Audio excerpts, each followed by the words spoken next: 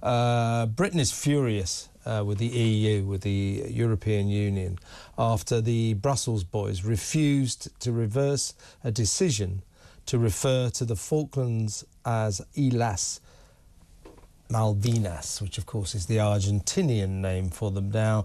Back in 1982, our brave armed forces sailed in a task force down to the South Atlantic to repel an invasion of that British territory by Argentina, and we did so successfully.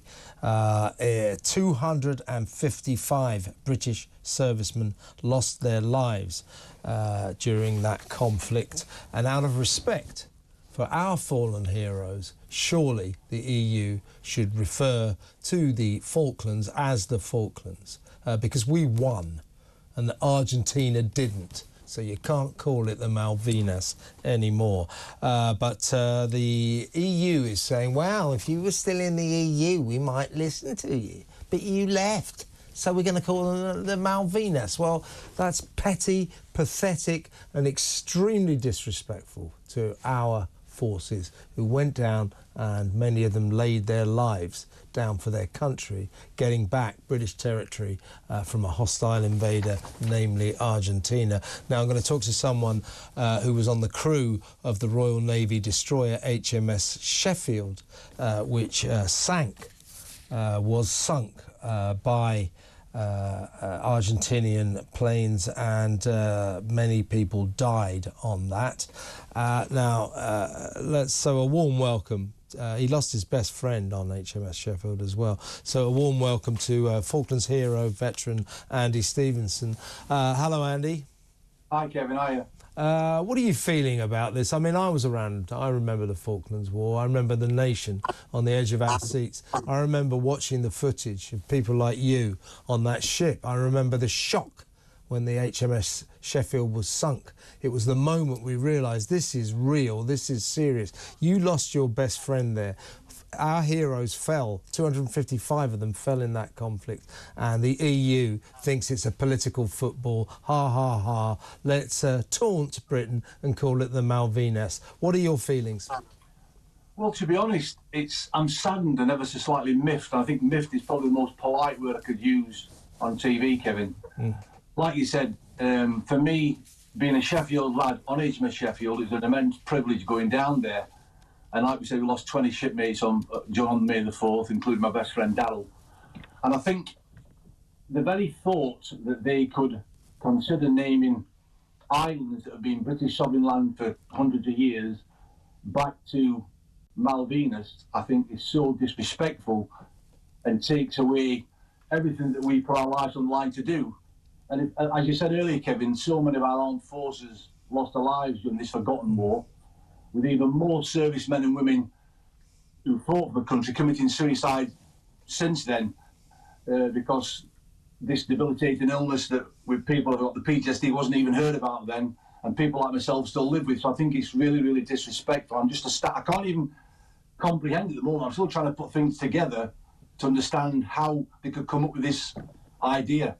Yeah, I mean, in fairness to our Foreign Secretary James Cleverly, he has raged at the EU and said, you know, you must respect our fallen heroes. You must respect the victors. We won this war. We got the Falklands back. We repelled the Argentinians. To the victors, the spoils. And the spoils in this case are the name, the Falklands. It's a British territory. The people who live there are British citizens. And frankly, the Brussels Club calling it the Malvinas is an insult to us as a nation. More to the point, it's an insult to you, and it's an insult to the people who fought there. Can you talked about your PTSD, you talked about you losing your best friend. I mean, I remember the drama of HMS Sheffield going down. I mean, if you can you recall some of what it was like when that happened? How did it unfold? Yeah, I think obviously we'd been away for several months beforehand, so when we were redirected down there, Kevin, it was quite strange, because many people on board my ship, and I think of other ships, when we got told that Argentina had invaded the Falklands, I mean, my first thoughts were, why are they attacking Scotland? I didn't even know where it was. And that's true, yeah. We were all going, Falklands, where is the Falklands? Yeah. But we sure as hell found out. Yeah, so you look on a map and you see this little dot 9,000 or 10,000 miles away, thinking, well, obviously it's our land, it's sovereign land, so you do what you're going to do. And I think we went down there and we were all convinced there's going to be a diplomatic solution, it'd be sorted before we got there. And then my main recollections are obviously on May the 2nd when, we sank the Belgrano.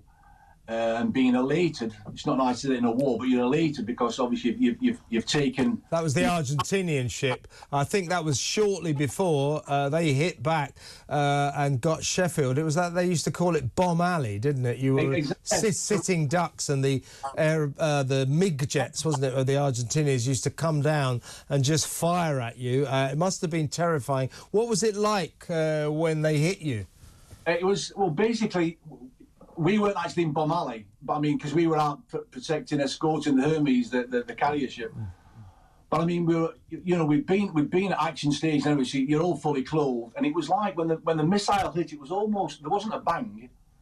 It was like a loud blast of air, and then when people sort of came to and realised what had happened, that's when we didn't know what had happened, because we were thought that when a missile hits your ship, you sink automatically. But in this instance, it hit and it didn't explode, but it caused so much damage. And then the smoke, Kevin, was horrendous. And trying to get from our mess decks to the upper deck again was that's a story in itself, because that was quite harrowing as well. And then I remember getting to the upper deck, and it was just like a very, very calm mill pond. Blue sun was shining with this massive gaping hole with fire coming out of it, and that's when it started. And it was the realisation then that we've been hit, and at that point obviously you don't know how many people have died, but it was just absolutely horrendous. So are you still haunted by this? Well, I've obviously over the years I've had a number of treatments to try and keep me in a better place, and I've got a very strong family network, etc., and I use the gymnasium as a escape method as well. But yes, because don't forget, I mean, I wasn't diagnosed with mine until 2007 when I left. So for 25 years I'd lived with it, and my family had lived with it. And it's only then when you realise and you actually go for the assessment, you realise what you've lived through. And when you get your diagnosis, you really think, well, thank the Lord, I'm not going mad. Something is actually wrong with me. And I think that's why so many people with these undiagnosed instances of these debilitating illnesses took their own lives because they weren't sorted out when we came, because it wasn't known about. It didn't really get known about until the Gulf War in the early 90s. So it was, it's not good. Well, look, respect to you, and of course respect to our fallen heroes. And it goes without saying, Andy, that we join with you and we demand that the EU refers to the Falkland Islands as what they are, the Falklands. They're not the Malvinas. Andy, great to talk to you, and once again, respect.